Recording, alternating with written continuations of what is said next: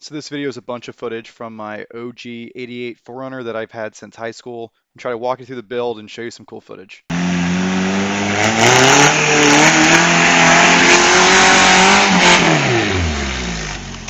So I started building this thing when I was like 14. First thing I had to do is rebuild the motor, and then I camouflage it because the paint was really bad. Took off the topper and kind of turned it into a pickup truck. Took out the back seats, and then I put on some 36-inch TSLs with lunchbox lockers front and rear.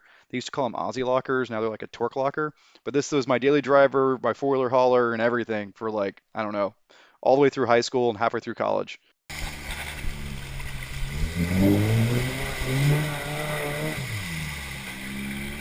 So naturally, I finally got tired of busting front CV axles, and I solid axle swapped it with the Toyota front axle. It actually had the wrong gear ratios front and rear, so it was 410s front and 456 rear, and it was snorkeled. I have a bunch of videos from back in the day where the dash would go under and stuff, and I just can't find them. It's been too long ago. But we used this thing like a side by side. I mean, it went down trails that side by sides still to this day don't go down.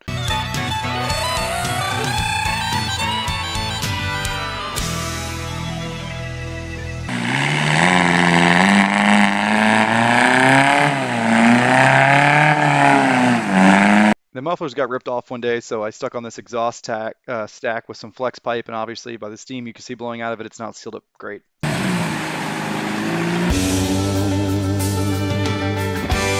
So here's back on the mud flats if you guys know this spot, but it was a super fun build. I learned how to weld, did all my own rock sliders and bumpers. The front bumpers rusted to hell, and I basically just welded up some supports where there was some metal left, and it worked great for years.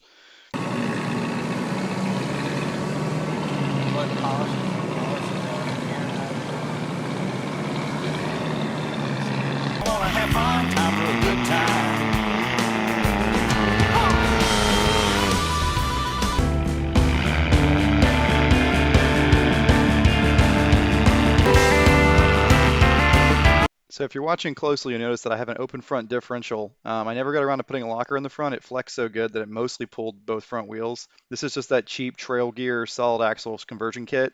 I basically installed it as they recommended, but I moved the front axle about 3 inches forward, and I think that helped a lot with the tire clearance and transferring some weight rearward.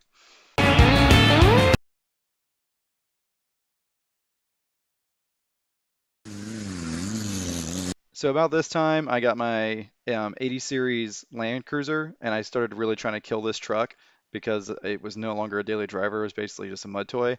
So went out to Hola Paul a lot, but I trailered it, and I'd put it on the back of my big old deck over trailer with an ATV in the back of the truck, with a pop-up on the front of the trailer with an ATV on top of the pop-up, and that was my redneck toy hauler, and went to Hola Paul like that all the time.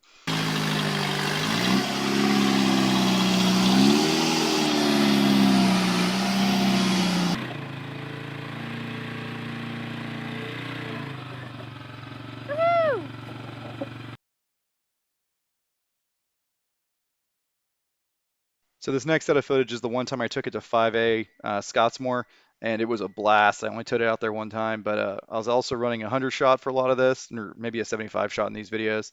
But this thing absolutely just demolished the trails out there.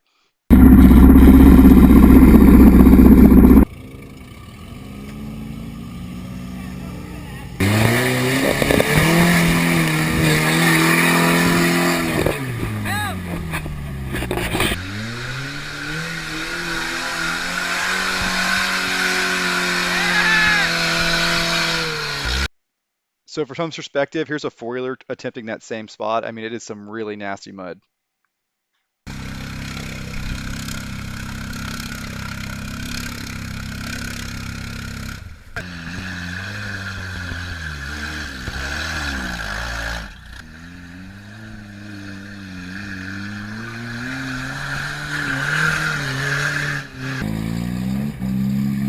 So I took this thing down a lot of trails it didn't belong on. This is one of the few places it got stuck at 5A. After this, I started to get bored, and I wanted to run these 36s on my Land Cruiser, so I put some 39.5 wides on there, some fatties, and actually did pretty good. Too much for the four-cylinder, but it was fun.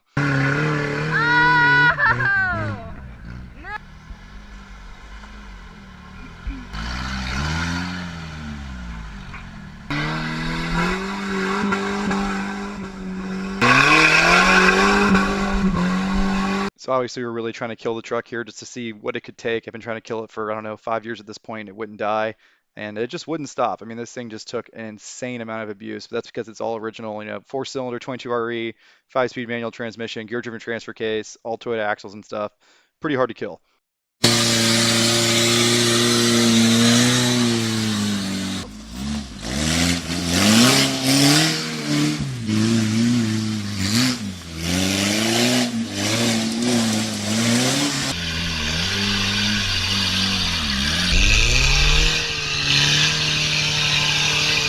This was its last ride to Holopole I'm aware of. My buddy Travis is driving it here. He actually drove it for a lot of this footage, and he liked it so much he ended up buying it. And I'll tell you a little bit more about that later.